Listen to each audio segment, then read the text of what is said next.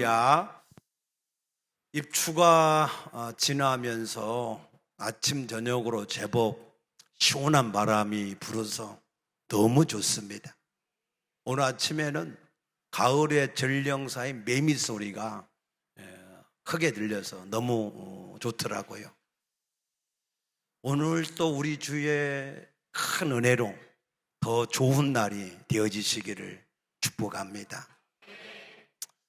우리 기독교에서 말하는 구원이라고 하는 것은 살아계신 하나님을 인격적으로 만나는 것을 말합니다. 그래서 구원을 받았다 하는 것은 말로만 받았다 하는 것이 아니라 그 사람 속에 살아계신 하나님이 계셔야, 누구든지 그리스도의 영이 없으면 그리스도의 사람이 아니다 라고 말씀하신 것처럼 그리스도의 영이 계셔야, 그래야 그 사람이 구원받은 사람이고 하나님의 자녀고, 그 사람이 이 땅에서 생을 마감하면 하나님의 예비하신 나라에 거하게 될 줄로 믿으시기 바랍니다. 그럼 우리가 어디 가서 하나님을 만날 수 있습니까? 어떻게 하나님을 만날 수 있지요? 우리가 하나님을 찾아가야 됩니까? 아닙니다. 하나님은 우리를 친히 찾아오셨습니다. 종교는 자기들이 만든 신을 찾아가는 게 종교예요. 그러나 복음은 살아계신 하나님이 우리를 찾아오셔서 만나주시는 것이 복음인 것을 믿으시기 바랍니다. 창세기 2장에 보면 원래 하나님은 아담과 하와에게 에덴 동산을 주시고 그곳에 함께 하셨습니다. 하나님이 함께한 에덴 동산은 사망도 없었고 아무런 문제도 없고 그냥 행복한 동산이었습니다. 믿습니까? 그 행복한 동산에서 영원히 영생을 누리며 모든 복을 누릴 수 있도록 주신 법이 딱 한 가지였습니다. 그것은 바로 창세기 2장 17절에 선악과의 법인 것을 믿으시기 바랍니다. 이 선악과 법은 질서의 법입니다. 이 선악과 법은 하나님은 하나님의 자리에, 피조물인 우리 인간은 인간의 자리에 이 자리를 지키라고 주신 것이 선악과의 법인 것을 믿으시기 바랍니다. 그래서 하나님은 이것을 반드시 지켜야만 내가 죽지 않을 것이다 라고 말씀하셨습니다. 이걸 지키지 않으면 반드시 죽으리라고 말씀하셨습니다. 그러나 우리 인간은 창세기 3장 6절에 보면 마귀가 유혹하는 유혹을 따라서 하나님과 같이 되고자 하는 욕심 때문에 그 선악과를 먹음으로, 먹는 순간 하나님이 말씀하신 대로 우리에게 죽음이 시작되었습니다. 그 죽음은 생명 되시는 하나님과 우리가 즉시 분리되는 죽음이 시작된 겁니다. 여러분, 우주 만물의 모든 만물은 스스로 계신 그 하나님으로 말미암아 지음받았고 그 하나님의 생명을 받아서 이 세상의 우주 만물에 존재하는 것을 믿으시기 바랍니다. 우리 인간도 그 하나님이 주신 생명을 받아서 우리 인간이 존재하는 것입니다. 믿습니까? 그 하나님이 만드신 우리 인간은 정말로 신묘막측하지 않습니까? 여러분이 난방을 안 하는데, 소교를 안 떼는데 심장이 36.5도를 유지해. 할렐루야. 연료값을 걱정할 필요 없어요. 그것도 1, 2년이 아니고 수십 년 동안 심장이 36.5도를 유지하고 여러분의 체온을 유지하고, 얼마나 이 신체를 우리가 가만히 들여다보면 정말로 놀라운 그러한 신체인 걸 볼 수 있습니다.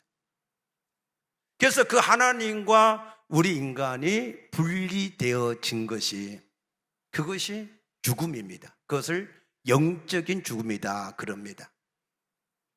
그래서 이렇게 죽음이 시작된 사람은 이 땅에서 70이요 강건하면 80년의 세월을 살다가 두 번째 죽음이 시작되는데, 전도서 12장 7절의 말씀처럼 육체는 흙에서 왔으므로 흙으로 돌아가고 우리 영혼은 그것을 주신 하나님께로 돌아간다.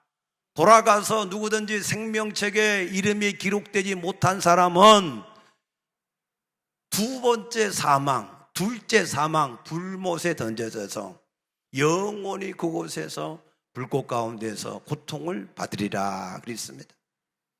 그것이 우리 인간에게, 죄인들에게 주어진 프로그램입니다. 이거는 아무도 바꿀 수 없습니다. 그러나 하나님께서 우리를 아버지의 심정으로, 우리가 아직 죄인 되었을 때 우리를 불쌍히 여겨주셔서 자기 아들 독생자를 보내셔서 우리에게 가죽옷을 지어 입히심으로 우리의 모든 죄 문제를 해결하시고 다시 하나님을 만날 수 있는 길을 열어주시어서 우리와 영원히 함께 하심으로 구원을 이루어 주시겠다. 창세기 3장 15절과 21절에 약속하신 것을 믿으시기 바랍니다. 그래서 그 약속대로 마태복음 1장 18절에 보면 여인의 후손이 마리아를 통해서 오는데, 그 마리아가 요셉과 정혼을 하고 아직 동거하기 전에 성령으로 잉태된 것이 나타났다 그랬습니다.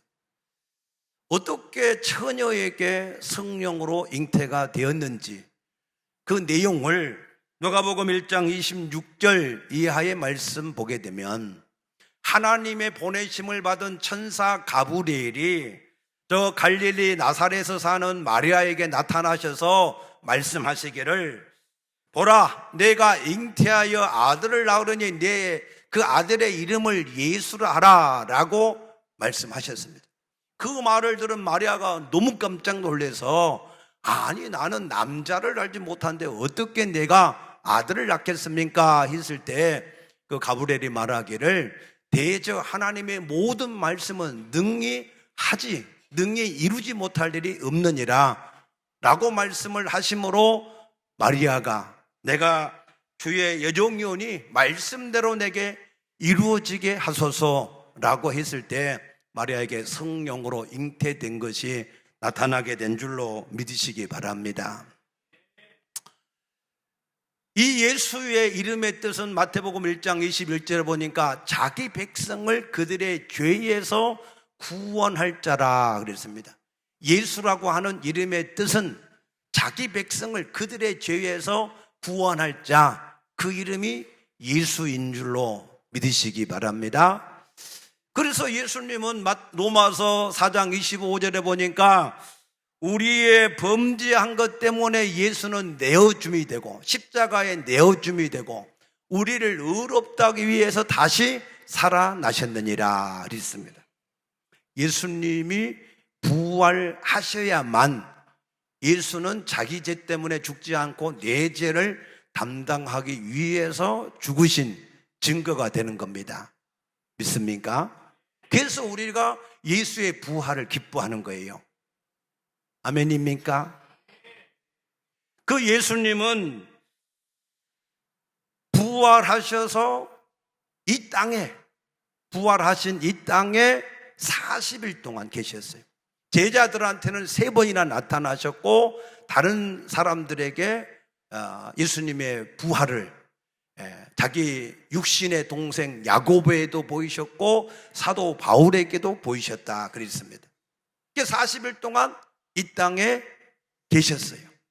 그리고 하나님의 나라에 대해서 말씀하셨어요.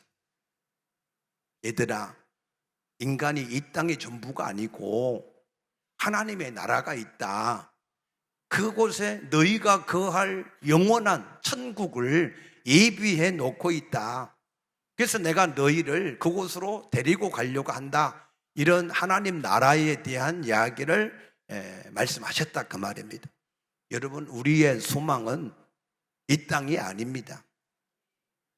이 땅은 지나가는 겁니다. 우리가 영원히 거할 곳은 하나님의 나라인 것을 믿으시기 바랍니다. 그래서 예수님이 그 얘기를 다 하고 그 다음에 그들이 보는 중에 어떻게 됐어요? 승천하셨다 그랬습니다. 승천하시기 전에 예수님이 한 약속이 하나 있습니다. 요한복음 14장 18절에 얘들아, 내가 너희를 고아와 같이 버려두지 않고, 내가 지금 승천하면 너희를 그냥 고아와 같이 너희들만 이 땅에 놔두고 가버리는 게 아니고 내가 다시 너희에게 오시겠다. 믿습니까? 네. 어떻게 오신다고 그러셨냐? 요한복음 14장 16절 17절 말씀 보니까 또 다른 보혜사로 성령으로 오시겠다. 근데 오시는데 성령으로 오시는 그 예수님은 믿는 자 속에만 계시겠다. 믿습니까? 그래서 그는 진리의 영이라 세상은 그를 능히 받지 못한다. 세상의 사람들은 그를 받지 못해요. 성령으로 오신 예수를 보지도 못하고 알지도 못해요. 그러나 너희는 그를 알고 그를 이게 믿음으로 너희 속에 오셔서 너희와 영원히 함께 하시리라 약속하신 것을 믿으시기 바랍니다. 예수가 누군지를 알고 그 예수를 믿는 사람 속에만 두 번째 보혜사로 오시는 성령이 그 사람 속에만 계시겠다는 거예요. 여러분, 요한일서 5장 19절 보면은 또 우리가 아는 것은 우리는 하나님께 속하고 온 세상은 악한 자 가운데 처한 것이다 그랬습니다. 이 땅에는 80억에 가까운 인구가 있고 백인과 흑인과 우리 황인의 여러 가지 색깔 따라 모든 이 사람들이 다른 것 같지만 하나님이 보실 때는 딱 두 사람이야. 하나님의 영이 함께하는 사람과 하나님의 영이 함께하지 않는 사람. 하나님의 영이 함께하지 않는 사람은 그 사람은 사단이 그 영을 지배하고 있는 사람. 그래서 하나님의 영이 함께하는 사람 그리고 하나님의 영이 함께하지 않는 사람으로 구별이 된다 그랬어요. 믿습니까? 하나님의 영이 여러분 안에 거하게 되기를 축복합니다. 이 말이 무슨 말이냐면, 첫 번째 육체, 우리와 똑같은 육체를 입고 오신 예수님은 믿는 사람이나 안 믿는 사람이나 모든 사람에게 다 보이셨어요.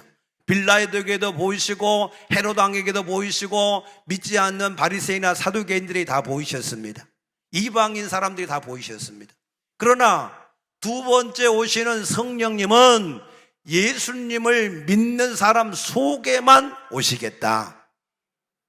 예수님을 하나님의 아들 그리스도로 믿는 사람 속에만 예수님이 오시는 것을 믿으시기 바랍니다. 그래서 그 속에 있는 사람들을 통해서 믿지 않는 사람들을 하나님이 찾아가신다는 거예요. 이거는 뭐와 같느냐면 요한복음 14장 9절과 10절 말씀 보면은 예수님이 빌립에게 이렇게 얘기합니다. 빌립이 자꾸 하나님 아버지를 보여달라 그러니까 예수님이 빌립에 대해서 얘기하시는 거예요. 빌립아, 나를 본 자는 아버지를 본 자다. 왜냐하면 내가 아버지 안에 있고 아버지가 내 안에 계시기 때문에 나를 본 자가 아버지를 본 자다. 요한복음 10장 38절에는 그래서 나와 아버지는 하나다, 하나. 믿습니까? 그런 것처럼 우리가 예수 안에 있고 예수가 내 안에 있는 사람들, 그 사람을 통해서 예수님은 그것을 믿지 않는 사람들에게 찾아가신다 그 말이에요. 그래서 사도행전 10장에 보면 이달리아 부대의 백부장이었던 고넬료라고 하는 사람이 이방인이지만 하나님을 경외해서 그가 많은 사람을 구제하고 항상 기도에 힘을 썼습니다. 그래서 하나님이 그 가정에 구원을 주시기 위해서 고넬료에게 이렇게 말씀합니다. 저 요바에 있는 피장의 시몬의 집에 가면 거기가 베드로가 있는데 그 사람을 초청해라 라고 말씀하셨어요. 왜 베드로를 초청하라고 그랬어요? 베드로 속에 예수님이 성령으로 계시기 때문에. 믿습니까? 여러분, 하나님이, 우리가 믿는 하나님은 삼위일체인 걸 믿으시죠? 성부와 성자와 성령이 함께 계시는 거예요. 그러니까 두 번째 오시는 예수님이 성령으로, 영으로 오셔서 믿는 자 속에 계시는데 그 베드로 속에 계신다 그 말이에요. 그래서 베드로가 사도행전 5장 3절에 보면 아나니아라고 하는 사람이 하나님께 드리기로 한 땅을 팔았는데 견물생심이라고 돈을 보니까 욕심이 생겨서 하나님께 드리기로 한 것 중에서 얼마를 감추고 드렸어요. 그걸 베드로한테 가지고 가서 여기 땅값 전부냐? 네, 전부입니다. 그럴 때에 베드로가 그렇게 얘기해요. 아나니아야, 어찌하여 사단이 내 마음에 가득하여 성령님을 속이느냐 그랬어요. 그 말은 무슨 얘기냐면 베드로 자체가 성령이란 말이 아니고 내 안에 성령이 계시는데 왜 내가 성령을 속였느냐라고 얘기를 하는 겁니다. 베드로 속에 성령이 계신 것을 베드로가 확신했다 그 말입니다. 믿습니까? 그래서 그 베드로가 고넬료 가정에서 하나님의 말씀을 대언할 때 하나님의 성령이 그 말씀을 듣는 모든 사람들에게 내주하셨다 하신 것을 믿으시기 바랍니다. 요한계시록 3장 20절 보면 볼지어다 내가 문 밖에 서서 두드리노니 누구든지 내 음성을 듣고 문을 열면 내가 그에게 들어가서 먹고 그는 나로도 벌써 먹으리라. 먹는단 말은 산다 그 말입니다. 그래서 그 예수님이 어떻게 우리의 마음을 누구를 통해서 두드리느냐 하면은 바로 하나님의 성령을 모신 사람들, 그 사람들을 통해서 하나님의 말씀으로 마음의 문을 두드리고 계십니다. 믿습니까? 그래서 사도행전 10장 40절 보게 되면 너희를 영접한 자는 나를 영접한 것이고 나를 영접한 자는 나를 보내신 아버지를 영접하는 것이다. 믿습니까? 오늘 여러분들의 이 하나님의 말씀을 듣는 것은 제 말을 듣고 있는 게 아니라 제 속에 계신 하나님의 성령의 말씀을 듣고 계신 것으로 깨닫게 되시기를 축복합니다. 사도 바울도 골로새서 1장 29절에 나도 내 속에서 능력으로 역사하시는 이의 역사를 따라서 내가 수고했다 그랬어요. 사도 바울이 자기가 마음대로 한 게 아니에요. 자기 안에 계신 성령이 일하시는 대로 자기도 일을 했다 그랬습니다. 저도 제 안에 하나님의 성령이 계셔서 일하고 계신 것을 믿습니다. 왜냐하면 저도 예수님이 하나님의 아들 그리스도이신 것, 예수님은 나를 창조하신 하나님이시고 내 죄를 담당하신 구세주이신 것을 믿습니다. 그래서 그분이 성령으로 나를 찾아오신 것을 알고 내가 그 예수님을 나의 주인으로 영접했기 때문에 그 예수님이 내 안에 계신 줄로 믿습니다. 그래서 제가 이 사실을 다른 사람들한테 증거할 때마다 그 사람 속에 하나님의 성령이 내주되는 것을 많이 경험했습니다. 어떤 사람은 눈물로 영접하기도 하고 어떤 사람은 예수님을 영접할 때 그 모든 병이 치료되기도 하고 즉시 귀신이 떠나가기도 하고 어떤 사람은 수십 년 동안 못 끊었던 술과 담배도 끊어지기도 하고 어떤 사람은 이혼을 하려고 결심했는데 다시 화목하기도 하고 아무튼 지금까지 수없이 많은 일들이 계속해서 이루어졌고 이루어지고 있고 앞으로도 이루어지게 될 줄로 믿습니다. 어제도 어떤 분이 찾아오셨어요. 근데 재혼하신 이제 가정이었는데, 근데 이 신랑이 잘 예수를 안 믿는다 그래요. 그래서 제가 어제 여기 타멘탐인가? 여기 커피집, 요새 커피집 사람들 엄청 많더라고. 거기 가서 내가 그 말을 듣고 그 자리에서 복음을 전하고 예수님을 영접하시겠냐? 영접하겠다 그래서 그 사람들 다 보는데 예수님 영접 기도를 같이 했습니다. 옆에 있던 아내는 눈물로 같이 기도하고, 그래서 끝나고 나니까 그 아내가 물어보더라고. 당신 좀 어떠냐고. 내 마음이 좀 평안하고 이렇게 기쁨이 있다고. 요한복음 14장 27절에 하나님의 성령을 받은 사람은 세상이 주지 않는 평안이 있다 그랬습니다. 여러분에게 그 평안이 넘치게 되기를 축복합니다. 그런데 꼭 여러분들이 예수님을 영접을 해도 어떤 감정의 변화나 신체의 어떤 체험이나 그런 게 없어도 예수님이 성령으로 내주한 것을 믿으셔야 돼요. 왜냐하면 요한복음 3장 8절에 예수님이 니고데모라고 한 사람에게 성령으로 거듭나는 것은 마치 바람이 부는 것과 같다 그랬습니다.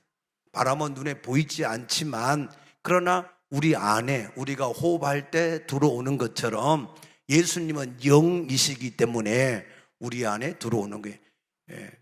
현상이 나타나는 것은 문제가 있을 때, 어떤 귀신에게 많이 눌려 있거나 아니면 어떤 병이 있거나 아니면 어떤 영적인 어떤 이런 문제가 있을 때, 그런 사람들은 예수님을 영접하면, 또 아니면 성령의 감동으로 눈물과 이게 감사가 넘쳐날 수도 있고, 그러나 그런 현상이 있든지 없든지 우리가 하나님이 나를 찾아오셨다, 믿는 사람을 통해서 나를 찾아오셨다, 믿습니까?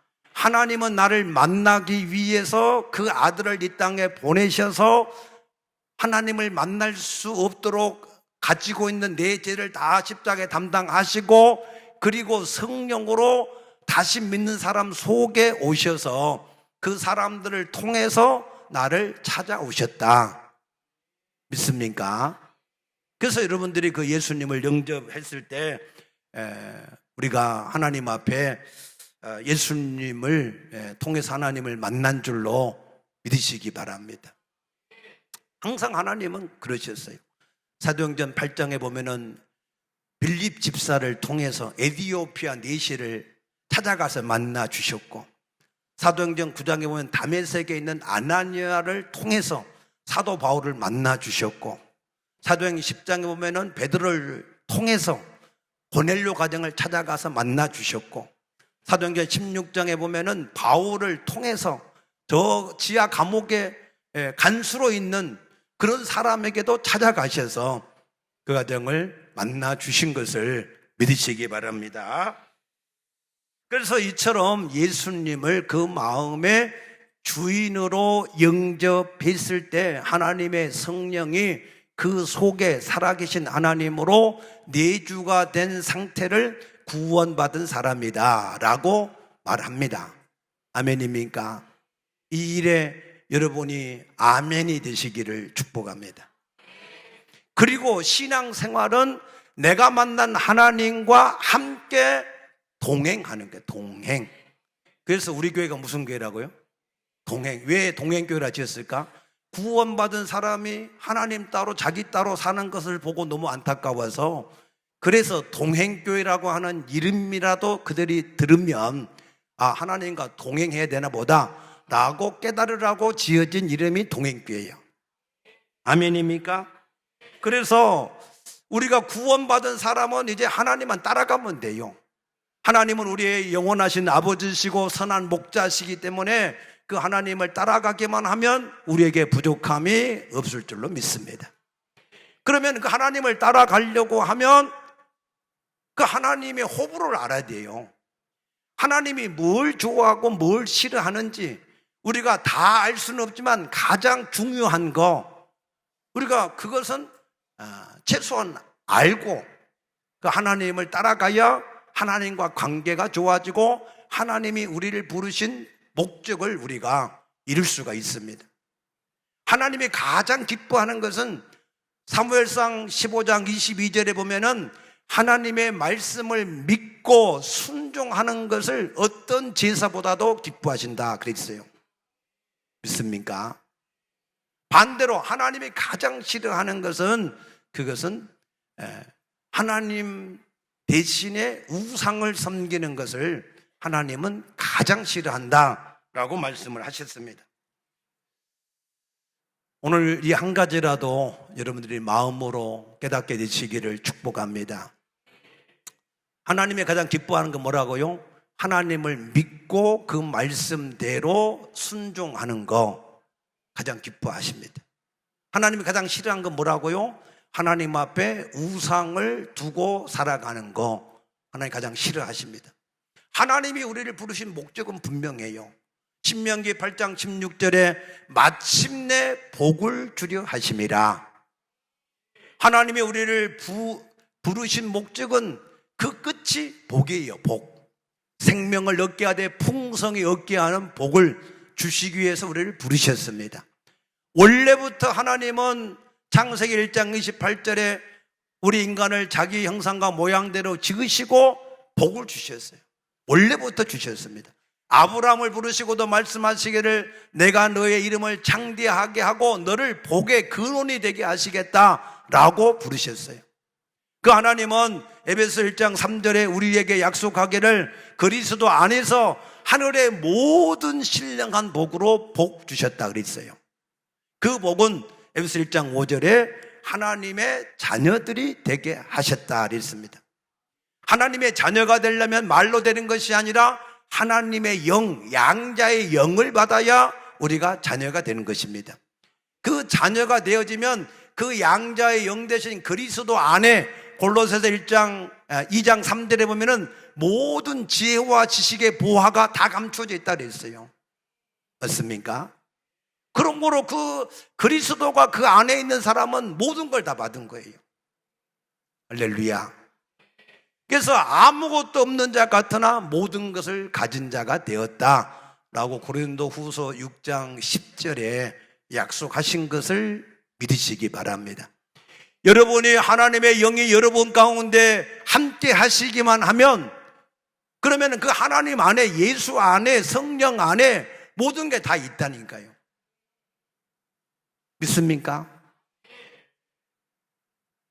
그 예수님은 우리의 모든 죄악도 담당하셨고 질병도 담당하셨고 저주도 담당하셨고 가난도 담당하셨고 모든 걸 다 담당하셨습니다.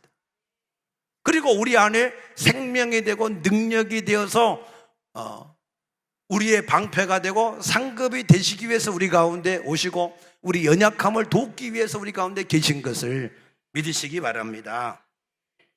그런데 이것을 부르신 목적을 누리지 못한 사람이 있다. 그 사람이 누구냐? 시편 78편 22절에 보면은 그 하나님을 믿지 않고 그 하나님을 의지하지 않는 사람, 그런 사람은 하나님이 복 주시려고 부르셨지만 그 복을 누리지를 못한다라고 말씀하셨어요. 그래서 그 사람들은 전부 다 광야에서 소멸이 되었는데 왜 소멸이 되었냐 하면 신명기 1장 27절을 여러분들이 보시면 여기에 이렇게 기록되어 있습니다. 장막 중에서 원망하여 이르기를 여호와께서 우리를 미워하심으로 아모리 족속의 손에 넘겨 멸하시려고 우리를 애굽 땅에서 인도하여 내셨다. 우리를 자꾸 우리라고 그래요. 우리를. 주체가 하나님이 아니고 자기들이 주체예요. 자기들이 주체이기 때문에 목적을 잃어버린 거예요. 하나님이 목적이어야 되는데 근데 우리들이 자꾸 다 목적이 되니까 하나님은 수단이 되고 자신들이 목적이 되는 겁니다. 이 수준 높은 말을 알아들을 수 있게 되길 축복합니다. 뭔 말인지 알아들으셨어요? 자, 로마서 14장 7절에서 9절 보면 뭐라고 기록되어 있어요? 우리 중에 누구든지 자기를 위해 사는 자도 없고 자기를 위해 죽는 자도 없고 우리가 사나 죽으나 우리가 주를 위해 사는 것이고 우리가 주의 것이다. 이것을 위해서 그리스도께서 죽으시고 살아나셨다. 왜? 산 자와 죽은 자의 주가 되시기 위함이다. 그래서 우리는 뭘 하든지 간에 하나님을 위해서, 하나님의 뜻을 위해서 우리가 그의 종으로 우리가 살아야 되는데 자꾸 자기가 주인 되고 자기가 주체가 돼가지고 하나님을 수단으로 삼는 거예요. 그래서 하나님이 그것을 가르쳐서 뭐라고 그래요? 우상이다 그런 게 우상. 그러나 출애굽한 백성들은 자기 스스로 자기가 자꾸 우상이 되는 거예요. 그러니까 그런 우상이 되는 것을 어떻게 하나님이 하시느냐? 신명기 4장 보세요. 신명기 4장 24절에 거기 보면은 내 하나님 여호와는 소멸하는 불이시고 질투하시는 하나님이시니라 그랬어요. 우상을 하나님이 소멸하신대요. 왜? 하나님은 질투하는 하나님이시니까. 하나님은요 다른 건 다 양보하는데 영광은 양보를 안 하셔요. 영광은 오직 하나님의 것입니다. 그러니까 하나님께 영광을 돌리는 삶이어야 되는데 자기들이 주체가 되어서 자꾸 자기들의 뜻을 이루려고 하는 영광을 얻으려고 하니까 그 자체가 우상이 되었다 그 말입니다. 그런 사람들은 어떻게 되느냐? 26절 너희는 거기서 사람의 손으로 만든 바 보지도 못하고 듣지도 못하고 먹지도 못하고 냄새도 맡지 못하는 목석의 신들을 섬기리라 그랬어요. 자꾸 하나님 대신에 우상을 섬기게 되면 그 사람의 삶이 나중에는 정말로 먹지도 보지도 듣지도 못하는 죽은 목석과 같은 그런 것을 우상을 섬기는 사람이 될 수밖에 없게 하겠다라고 말씀을 하시는 겁니다. 그러므로 우상이라고 하는 것은 하나님보다 더 사랑하고 더 의지하는 것이 우상입니다. 그래서 우리는 하나님 앞에서 은혜를 얻으려고 하면 이 모든 우상을 제거하셔야 돼요. 나 자신도 예수 그리스도와 함께 십자가에 못 박아야 되고 우리의 정과 욕심도 못 박아야 되고 그 어떤 것도 하나님보다 더 앞세우면 안 됩니다. 맞습니까? 그래서 하나님이 분명히 뭐라고 얘기하시느냐? 자, 잘 보세요. 자, 신명기 4장 3절 보십시다. 여호와께서 바알볼의 일로 말미암아 행하신 바를 너희가 눈으로 보았다. 이거 민수기 25장에 나오는 얘기예요. 그래서 바알볼에게 우상에게 가서 절하고 거기에 같이 있던 사람들 그 사람들은 전부 다 너희 가운데서 멸망을 시켰다. 오직 너희 하나님 여호와께 붙어서 떠나지 않는 너희는 오늘까지 다 생존하였느니라 그랬습니다. 맞습니까? 그러니까 이 우상을 이게 가지고 하나님을 섬긴데 이스라엘 백성들은 하나님도 섬기고 우상도 섬겼어요. 우리 신앙도 하나님도 섬기고 우상도 섬겨요. 우상이 자기 자신이 될 수도 있고 물질이 될 수가 있고 자식이 될 수도 있고 그 모든 어떤 환경이 될 수도 있습니다. 근데 이걸 두 개를 같이 섬기는 것을 하나님은 결코 용납하지 않아요. 마태복음 6장 24절에 하나님과 재물을 겸하여 섬길 수 없다. 오직 하나님은 한 분이시니까 유일하신 하나님이니까 유일하게 하나님만 주인으로 섬기셔야 된다. 아멘입니까? 그래서 그 하나님이 우리에게 원하는 것은 딱 한 가지예요. 한 가지. 그 하나님을 우리가 진실로 사랑하고 감사하는 마음으로 섬기는 거. 또 인천에 연수구에 사는 어떤 권사님이 있어요. 그분은 50년 동안 예수를 잘 섬겼대요. 주일도 안 빼먹고요. 열심히 봉사하고 헌신하고요. 11조도 꼬박꼬박 다 냈대요. 근데 남편은 당뇨 합병증으로 신장이 망가져서 투석을 해야 되는데 정부 지원이 없으면 그게 투석하는 비용이 한 달에 200만 원씩 들어간대요. 자기 수입은 한 달에 300밖에 없는데 200을 거기다가 쓰고 11조 30하고 그러면은 생활이 안 되는데 어떻게 하나? 자기 큰아들은 식품 반찬 가게 하는데 사업이 안 되고, 자기 둘째 아들은 취업을 하려고 하는데 취업이 안 되고, 자기는 그런저런 일로 스트레스 받아가지고 심근경색이 와서 심정지가 오게 된 거죠. 근데 그 심정지를 당했을 때 임사 상태에서 만났는데 누군가 자기를 찾아와서 만났는데 자기 느낌에 예수님이 나를 찾아오셨구나 라고 깨달아졌답니다. 자동으로 알게 된 게 누가 알려준 게 아니고. 그래서 예수님하고 따졌대요. 아니 예수님, 내가 예수님을 지금까지 50년 동안 이렇게 주일도 잘 지키고 봉사도 하고 11조도 꼭 아파트 관리비 내듯이 꼬박꼬박 다 내고, 그런데 왜 나한테 복을 안 주십니까? 그랬더니 그 예수님이 그렇게 말씀하시더라는 거죠. 나는 너에게 복을 주기를 원하고 지금도 원하고 있다. 그런데 내가 그릇을 준비하지 않아서 내가 줄 수가 없었다 그러더라는 거예요. 그 그릇이 뭐냐? 그 그릇이 내가 나를 사랑해서 내 앞에 행하는 그 모든 일이 그것이 그릇이 되는 것인데, 그런데 너는 마치 나를 세금 징수원 같이 생각해가지고 11조를 내지 않으면 뭔가 저주를 받을 것 같아가지고 그래가지고 부담스러워하면서 그것을 겨우 내고 그러지 않았냐? 내가 너에게 원하는 것은 물질이 아니라 내 마음을 원한 것이다. 믿습니까?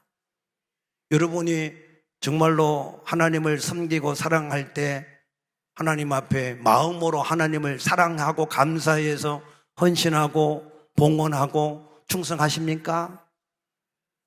그렇게 되어지기를 축복합니다. 왜 그러냐? 내가 너에게 생명을 연장해 주고 너에게 건강을 주었고 내가 일할 수 있는 직장을 주지 않았냐? 그 모든 물질을 내가 준 것이지 않냐? 그런데 너는 마치 자기 것을 가지고 하나님 앞에 인색하게 억지로 할 수 없이 그냥 그것을 하지 않으면 말라기 3장 9절에 저주를 받으리라 말씀하신 그것만 기억하고 저주 안 받으려고 억지로 한 게 아니냐라고 하신 말씀이 그때서야 이제 깨달아지게 된 거예요. 그래서 회개했을 때 하나님이 그 모든 것을 회복하는 환상을 보여주셨는데, 그리고 나서 깨어나서 하나님께 감사함을 했더니 하나님이 그 남편의 신장도 투석을 안 해도 될 정도로 건강을 주시고, 큰아들 반찬 가게는 코로나 때문에 오히려 인터넷 판매가 돼서 한 달에 3천이 넘는 수익을 얻도록 축복해 주셨고, 그 작은 아들도 취직을 하게 되고, 그래서 자기의 모든 삶이 새롭게 변화가 되었다라고 하는 간증을 하시는 권사님이 계시더라고요. 맞습니까? 그래서 우리가 하나님을 잘 아셔야 돼요. 마태복음 25장 26절에 보면은 한 달란트 받은 사람은 하나님이 달란트를 맡길 때는 그걸 통해서 축복하려고 맡기신 거 아니에요? 2달란트, 5달란트 받은 사람은 오히려 하나님이 착하고 충성된 종이다, 내가 작은 일에 충성했으니 더 많은 걸 주겠다 해서 축복하려고 맡겼는데, 이 1달란트 받은 이 인간은 이걸 오히려 하나님이 잘못 이해해가지고 그걸 땅속에다 숨겨놨다가 그것만 하나님께 도로 드리니까 오히려 그 축복보다는 그가 저주를 받았다라고 말씀하시는 겁니다. 여러분, 하나님은 사랑이십니다. 하나님은 우리 아버지십니다. 예수를 믿든 안 믿든 원래 다 우리 아버지였어요. 그런데 그 아버지를 아버지로 안 믿으니까 그들이 마귀 자녀가 된 것이지, 원래 모든 사람은 다 하나님 형상과 모양대로 지음받은 하나님의 자녀였습니다. 그래서 이 죄로 인하여서 이 하나님 아버지를 떠난 그 사람들을 아버지는 정말로 그 잃어버린 양을 찾듯이 그 잃어버린 자식을 찾듯이 찾아서 다시 하나님의 자녀가 되게 하시는 것이 하나님의 구원의 계획인 것을 믿으시기 바랍니다. 그 하나님 우리에게 복 주시기 원하시는 거예요. 그런데 복을 우리가 받으려면 뭐가 있어야 돼요? 그릇이 있어야 돼요. 그릇이 없이 이거 맨바닥에 손바닥에 어떻게 받겠어요? 하다못해 소주잔 같은 조그만 종직이라도 들고 하나님께 뭔가 달라고 해야. 근데 여러분은 큰 그릇을 준비하시기를 축복합니다. 그 큰 그릇이 뭐냐? 그릇이 뭐냐? 누가복음 6장 38절에 주라 그리하면 너에게 주시리니 하나님이 후히되고 넘치도록 너희에게 주신다 그랬어요. 우리가 진실로 하나님의 은혜와 사랑을 깨닫고 하나님 앞에 감사함으로 우리가 드리려고 하면 우리의 문이 열려지는 거예요. 하나님이 우리에게 축복을 부어주시려고 해도 대문이 닫혀져 있으면 줄 수가 없잖아요. 그럼 우리가 주려고 문을 열 때 그 열려진 것만큼 하나님이 주신다. 믿습니까? 그래서 여러분이 하나님 앞에 그 사랑을 온전히 깨달으셔서 그걸 마음껏 누리게 되시기를 축복합니다. 하나님은 사랑이시고 하나님은 우리를 끝까지 사랑하십니다. 그래서 여러분들이 하나님을 온전하게 아시고 마음껏 여러분들이 그 하나님을 누리게 되시기를 축복합니다. 기도하겠습니다. 좋으신 아버지 감사합니다. 하나님은 우리를 사랑하셔서 그 아들까지 주시고 그 아들과 함께 모든 것을 내어주시는 하나님이라고 하신 것을 믿습니다. 우리 모든 성도들이 하나님께서 우리의 모든 삶의 생명과 건강과 모든 삶의 여건들을 하나님이 주신 것을 깨닫게 하여 주시어서 그 하나님 앞에 진실로 감사한 마음이 있게 하시고 사랑하는 마음이 있어서 하나님 앞에 헌신하게 하심으로 하나님이 정말로 그렇게 하는 자들에게 더 좋은 것으로 풍성하게 주시는 것을 경험하고 체험하는 그런 삶이 되어지게 하여 주시옵소서. 감사하며 예수님 이름으로 간절히 기도드리옵나이다. 아멘.